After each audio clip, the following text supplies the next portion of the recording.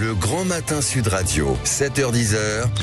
Patrick Roger. Sud Radio vous explique à 7h40. Alors, parmi les revendications de certains manifestants, la taxe sur les plus riches, notamment la fameuse idée de la taxe Zuckman, vous avez dû en entendre parler, qui prendrait 2% du patrimoine des très grosses entreprises et sociétés. Je l'ai résumé, mais c'est ainsi. Antoine Lévy, économiste et professeur à Berkeley en Californie, est avec nous. Bonjour. Bonjour. Bon, revenons donc sur cette idée. C'est bien ça, l'idée de la taxe Zuckman, c'est on prendrait 2% du patrimoine des très grosses entreprises et sociétés, en quelque sorte.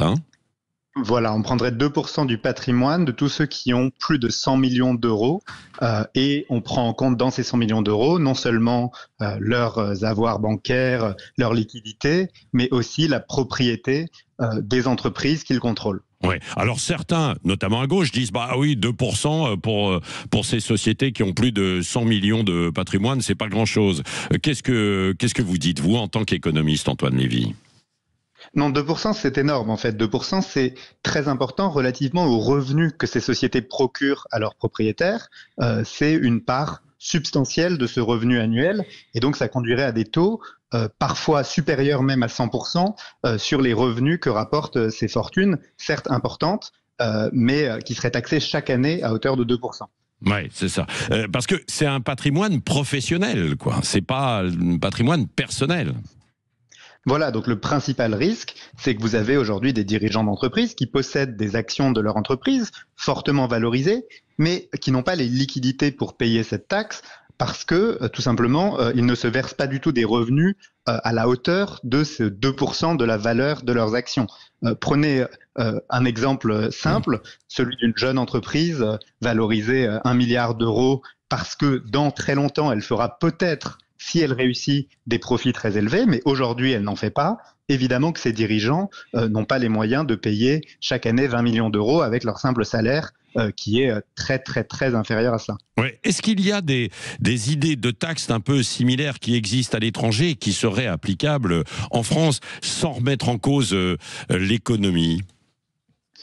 Il existe dans un certain nombre de pays des impositions sur la fortune. En général, ils incorporent soit une exclusion complète des actifs professionnels, soit un plafonnement de l'impôt sur la fortune en fonction des revenus disponibles, donc ceux qui sont vraiment à la disposition du contribuable.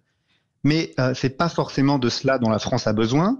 Si on devait essayer de taxer plus les grandes fortunes ou les riches, ce serait surtout au niveau des grandes successions et au niveau des plus-values notamment réalisées et qui sont jamais taxées avant le décès des plus fortunés, et c'est là qu'il faudrait sans doute agir. Oui, c'est ça. Alors, il y a l'exemple qui est beaucoup cité en ce moment d'Arthur Munch. C'est le patron d'un fleuron français, Mistral, qui travaille sur l'intelligence artificielle, qui est symbolique parce que, évidemment, l'entreprise est fortement valorisée parce qu'elle a du potentiel, mais lui dit, si ça s'était appliqué, moi, je ne pourrais pas la payer. C'est vrai, ça remettrait en cause l'entreprise ?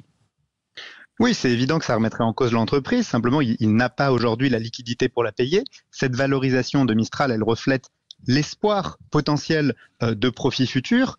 Mais je pense que le cas de Mistral, loin d'être anecdotique, il révèle quelque chose d'assez important. Vous avez 50 fondateurs de licornes, c'est-à-dire d'entreprises valorisées plus d'1 milliard, qui sont français. Seulement, ces 50 fondateurs, la quasi-totalité, ils sont aux États-Unis, ils ne sont pas en France. Et donc, la question de l'imposition des grandes fortunes, elle devrait plutôt être celle de comment s'assurer que ces innovateurs qui produisent des nouvelles entreprises innovantes, capables d'améliorer la productivité et la croissance, comment s'assurer que ces innovateurs restent en France plutôt que de s'exiler dans d'autres territoires. Oui, c'est ça. Alors, ceux qui évoquent une taxe Zuckman édulcorée, là, on l'a abordé en fait tout à l'heure,